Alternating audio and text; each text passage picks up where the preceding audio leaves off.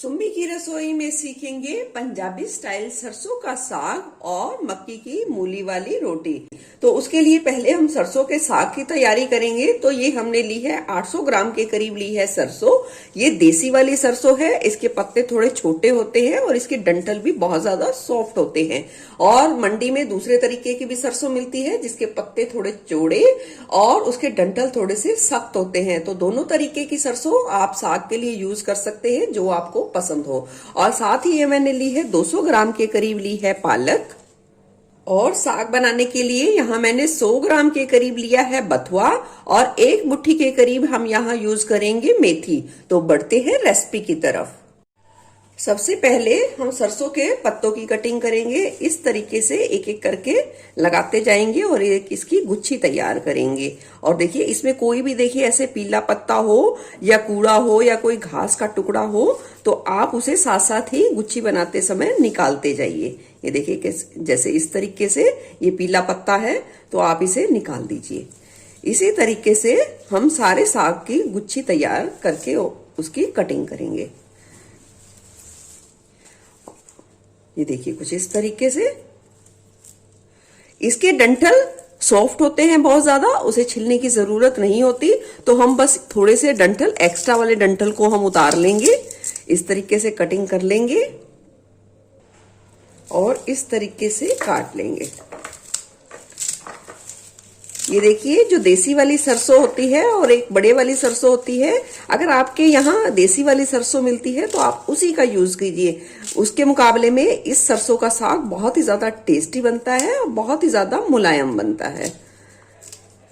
इसी तरीके से अब हम सारे सरसों के पत्ते की कटाई कर लेंगे। देखिए सरसों के पत्तों को हमने काट के रख लिया है। अब सरसों के साग की दूसरे पत्तों को भी देखते हैं। सेम सरसों के पत्तों की तरह इसी तरीके से पालक के भी गुच्छी बनाएंगे पत्तों की।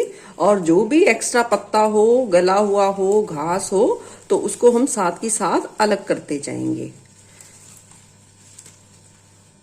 देखिए कुछ इस तरीके से पालक के पत्तों की हमने इस तरीके से गुच्छी बना ली है।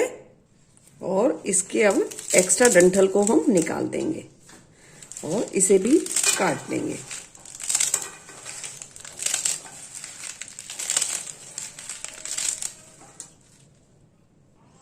पालक के पत्ते हमने काट के तैयार कर लिए हैं। अब हम बथुए के पत्तों को साफ करके तैयार करेंगे। इस तरीके से ये डंठल से आप निकालते जाइए बथुए के पत्ते।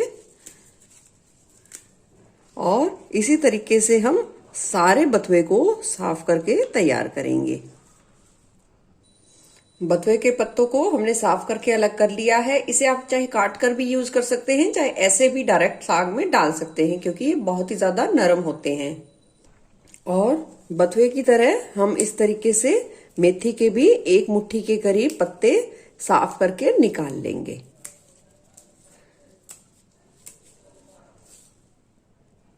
मेथी को साफ करने के बाद देखिए हमने पालक, बथुआ और मेथी को अलग बर्तन में साफ करके रखा है क्योंकि इन तीनों चीजों में साग के मुकाबले में बहुत ज्यादा मात्रा में रेत मिट्टी पाई जाती है। तो हम इसे अलग पानी में अच्छे तरीके से 3 से 4 बारी धोएंगे और इसे तैयार करेंगे साग के लिए। और साग को यानी सरसों के पत्तों को अलग धो के तैयार करेंगे। अब साफ किए हुए और धुले हुए साग को हम डाल देंगे कुकर में। कुकर में साग को हमने अच्छे तरीके से डाल दिया है धोकर। अब गैस की फ्लेम कर देंगे हम ऑन और मीडियम फ्लेम पे साग को थोड़ा सा श्रिंक यानी कि दबने तक और पानी छोड़ने तक हम ऐसे ही खुला इसे छोड़ देंगे। ये देखिए साग देखिए थोड़ा सा बैठना शुरू हो गया है। करछी की सहायता से हम इसे थोड़ा सा दबा देंगे और थोड़ा सा चला देंगे। देखिए ये इसलिए करना जरूरी है, इससे हमें ये पता चल जाता है कि साग ने कितना पानी छोड़ा है। अगर साग ने कम पानी छोड़ा है तो आप आगे की प्रोसेस में थोड़ा सा पानी डालकर यूज कर सकते हैं, यानी कि उबलने के लिए पानी का यूज कर सकते हैं। अगर साग ने पानी अच्छे तरीके से छोड़ा है तो आप पानी का यूज ना करें। अब डाल देंगे इसमें 7 से 8 हरी मिर्चें या अपने स्वाद के अनुसार। डाल देंगे 7 से 8 लहसुन की कलियां, एक बड़ा टुकड़ा कटा हुआ अदरक और थोड़ा सा डाल देंगे इसमें धनिया पत्ता। डाल देंगे स्वाद के अनुसार नमक। सभी चीजों को एक बार मिला लेंगे। अब गैस की फ्लेम को हम कर देंगे लो पर और कुकर का ढक्कन लगा के साग को हम आधा घंटा के लिए पकने देंगे और फिर भाप निकालकर चेक करेंगे साग को। देखिए साग बहुत ही अच्छे तरीके से उबल चुका है और साग में जितना पानी हमें चाहिए साग को घोटने के लिए उतना पानी भी है। अगर लगे कि पानी सूख गया है तो आप इसमें कच्चे पानी का भी इस्तेमाल कर सकते हैं और ज्यादा पानी हो तो आप उसे निकाल सकते हैं। अब साग में लगाएंगे हम आलन। डाल देंगे हम 2 छोटा चम्मच के करीब गेहूं का आटा और उसे अच्छे तरीके से मिला देंगे। अगर आपका साग दूसरा यानी कि मोटी सरसों वाला है तो आप उसमें 3 चम्मच आटे का इस्तेमाल करें। ये सॉफ्ट वाली सरसों है, देसी सरसों है, तो सिर्फ 2 चम्मच आप आटे का इस्तेमाल करें। अब साग को हम कर लेंगे ग्राइंड। आप चाहे तो इसे मिक्सी में भी कर सकते हैं और आप चाहें तो इसे देसी स्टाइल लक्कड़ के घोटने से भी कर सकते हैं। मैं यहाँ हैंड ब्लेंडर का यूज करूंगी।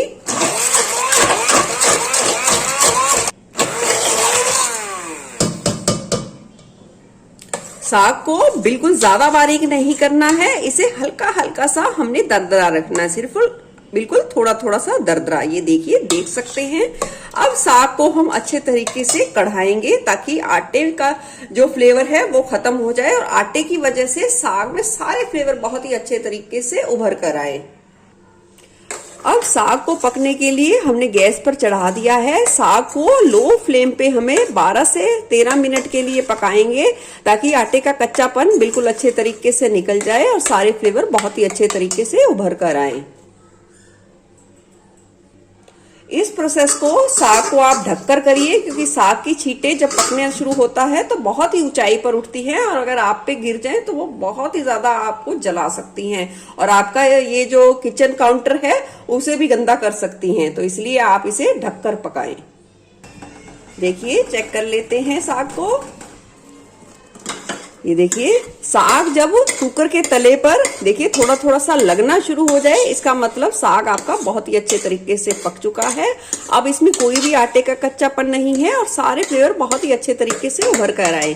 इसे पकने में 10 से 12 मिनट का समय भी लग सकता है, 12 से 14 मिनट का भी समय लग सकता है। तो आप इस स्टेज को चेक करना बहुत ज्यादा जरूरी है कि साग कुकर के तले पे थोड़ा थोड़ा सा लगना जरूर चाहिए, तो आपका साग का फ्लेवर बहुत ही अच्छे तरीके से उभर कर आएगा। अब साग को हम ठंडा करके एक बर्तन में निकाल लेंगे। देखिए, ये मैंने साग की वीडियो सुबह शूट की है और मैं इसे रात को तड़का लगाऊंगी। 5 से 6 घंटे के लिए आप जरूर रखें साग को बना के, या एक दिन पहले बनाकर रख लीजिए और फिर तड़का लगाइए और फिर जो फ्लेवर उभर कर आएगा सब जिसे भी खिलाओगे सब आपकी खूब तारीफ करेंगे। आप इंस्टेंट में तड़का लगा सकते हैं पर थोड़ा रुक के लगाइए तो बेहतर रहेगा। तो मैं इसे ठंडा करने के बाद लगाऊंगी तड़का। मिलते हैं बाद में। देखिए, साग को बने 6 से 7 घंटे का समय हो गया है। साग को लगाएंगे तड़का, पर तड़का लगाने से पहले हम मक्की की मूली वाली रोटी की तैयारी करेंगे।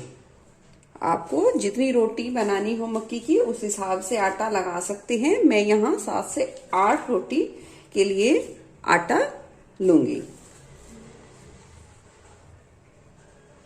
और यहाँ आप डाल देंगे 1 मुट्ठी के करीब गेहूं का आटा।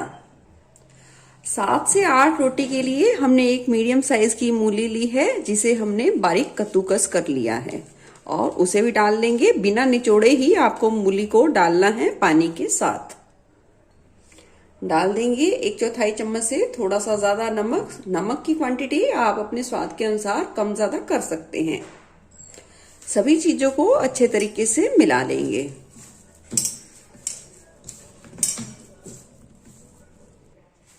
सभी चीजों को अच्छे तरीके से मिलाने के बाद इसमें आप थोड़ा थोड़ा करके पानी डालिए क्योंकि देखिए मूली में भी पानी है, तो एकदम से पानी का इस्तेमाल आप बिल्कुल भी ना करें। थोड़ा थोड़ा सा करते पानी मिलाते जाइए और आटे को इकट्ठा करते जाइए।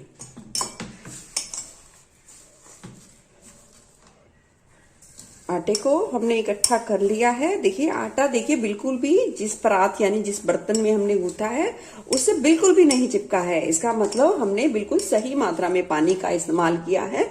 अब हम इसका हल्के हल्के हाथ से पानी का सिर्फ हाथ लगाएंगे और 3 से 4 मिनट के लिए आटे को अच्छे तरीके से गूंथ लेंगे। आटे को देखिए हमने गूंथ लिया है और आटा देखिए बर्तन से बिल्कुल भी नहीं चिपका है। बिल्कुल जरूरत पड़ने पर बिल्कुल नाम मात्र पानी का हाथ लगा के ही आटे को हमने गूंथना है। देखिए आटा हमारा बहुत ही अच्छे तरीके से गूंथ चुका है। अब आटे को इकट्ठा करके आटे को रख देंगे 10 से 15 मिनट के लिए सेट होने के लिए, ताकि आटा हमारा बहुत ही अच्छे तरीके से मक्की की रोटी के लिए तैयार हो सके। और इतने में हम लगा लेंगे सरसों के साग को तड़का। तड़का लगाने के लिए कढ़ाई में हम डालेंगे 1 बड़ा चम्मच के करीब देसी घी को गर्म करेंगे।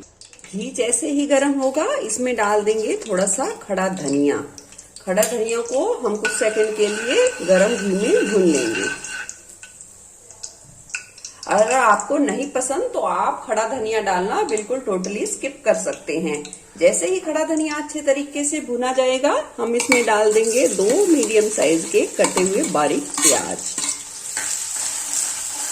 प्याज को हम गुलाबी होने तक भुनेंगे। प्याज को गुलाबी होने तक भून लिया है, इसे ज्यादा ब्राउन बिल्कुल भी नहीं करेंगे। अब हम इसमें डाल देंगे कटे हुए टमाटर। मैंने यहाँ अदरक और लहसुन का तड़के में इस्तेमाल नहीं किया। अगर आपको फ्लेवर ज्यादा पसंद है तो आप तड़के में अदरक और लहसुन का भी अपने टेस्ट के अनुसार कम ज्यादा इस्तेमाल कर सकते हैं। अब टमाटर को नरम होने तक पका लेंगे। साग को उबालते समय तो हमने अदरक, लहसुन और हरी मिर्च का इस्तेमाल किया ही है, तो यहाँ पे मैंने स्किप कर दिया है।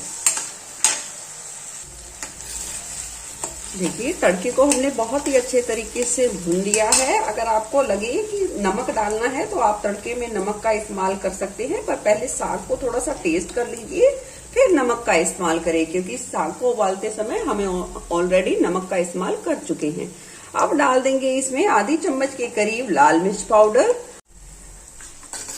अगर आपको तीखा कम पसंद है तो आप लाल मिर्च पाउडर की जगह कश्मीरी लाल मिर्च पाउडर का भी इस्तेमाल कर सकते हैं कलर के लिए।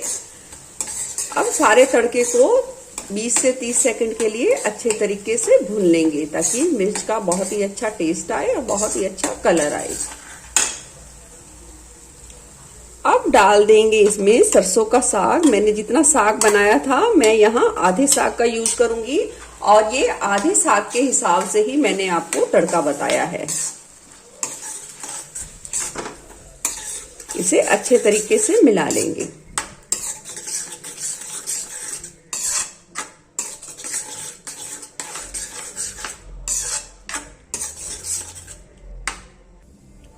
अब तड़के में साग को 5 से 6 मिनट के लिए लो टू मीडियम फ्लेम पे रिझने देंगे और लगातार साग को चलाते भी रहेंगे, ताकि साग हमारा कढ़ाई के तले पे ना लगे।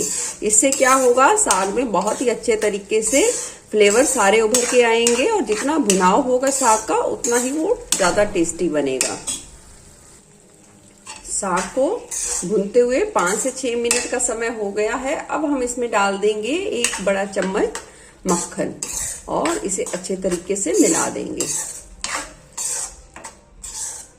और 1 से 2 मिनट के लिए लो फ्लेम पे रिझने देंगे, यानी कि भुनने देंगे साग को।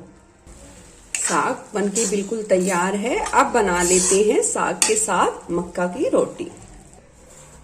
आटा बहुत ही अच्छे तरीके से सेट हो चुका है रोटी के लिए। इसे हल्का सा चलाएंगे, ज्यादा नहीं गूंथेंगे, क्योंकि ज्यादा गूंथने पर भी क्या होता है, मक्की का आटा पानी छोड़ने लग जाता है, क्योंकि हमने मूली का इस्तेमाल किया है और वो पतला होना शुरू हो जाता है। अब बना लेंगे लोई।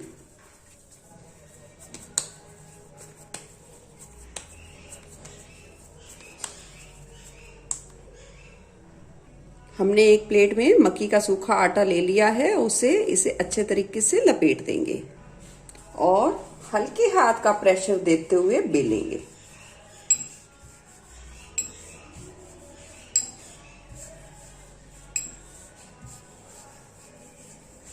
देखिए बिल्कुल भी नहीं टूटी है, बहुत ही अच्छे तरीके से बनी है। आप चाहें तो ये देखिए थोड़े से ये दरदरे से किनारे हैं, इसे कोई कटोरी रख के आप इसे काट सकते हैं कुछ इस तरीके से। आप चाहे तो ऐसे भी बना सकते हैं, उसमें भी कोई दिक्कत नहीं। इसे निकाल लेंगे। देखिए कितनी बढ़िया हमने बेल के तैयार की है। इसी तरीके से सारी मक्की की रोटी को बेल लेंगे। मैंने 2 रोटियों को बेल लिया है। आप चाहे तो इकट्ठी बेल के सेक सकते हैं, चाहे आप एक एक बेल के भी रोटी को सेक सकते हैं। जिस तरीके से आपकी मर्जी आप वैसे कर सकते हैं। मक्की की रोटी के लिए हमने तवे को बहुत ही अच्छे तरीके से गर्म कर लिया है। थोड़ा सा लगा देंगे घी और डाल देंगे सिकने के लिए और पलट देंगे। गैस की फ्लेम को आप मक्की की रोटी बनाते समय मीडियम टू हाई फ्लेम पे सेट कर सकते हैं, क्योंकि ये नॉर्मल रोटी की जगह थोड़ी सी ज्यादा आंच को सोखती है, यानी कि खींचती है। अब रोटी को पलट देंगे। आप रोटी को इस तरीके से सूती कपड़े का प्रेशर देते हुए भी सेक सकते हैं, जैसे आप चपाती को सेकते हैं, या दोनों तरफ थोड़ा सा घी लगाकर भी इसे अलट पलट कर सुनहरा होने तक सेक सकते हैं। वो आपकी चॉइस है, आप किस तरीके से खाना पसंद करेंगे। देखिए देख सकते हैं पास से कितनी बढ़िया मक्का की रोटी बनके तैयार हुई है। डाल देंगे दूसरी रोटी भी। मक्का की रोटी बनके बिल्कुल तैयार है। अब कर लेते हैं पूरी थाली को हम सर्व। अब गर्मा गर्म साग में हम डाल देंगे थोड़ा सा देसी घी और रोटी पर भी हम घी लगा देंगे थोड़ा सा, और आप चाहें तो मक्खन का भी इस्तेमाल कर सकते हैं। आप इस रेसिपी को जरूर से जरूर ट्राई कीजिए, ये मेरी आपसे पर्सनल रिक्वेस्ट है। आपको बहुत ज्यादा पसंद आएगी और आपके परिवार वाले तो आपकी तारीफ करते नहीं थकेंगे। और अपना फीडबैक देना बिल्कुल भी ना भूलिए। फिर मिलूंगी ऐसे ही बढ़िया रेसिपी के साथ। धन्यवाद।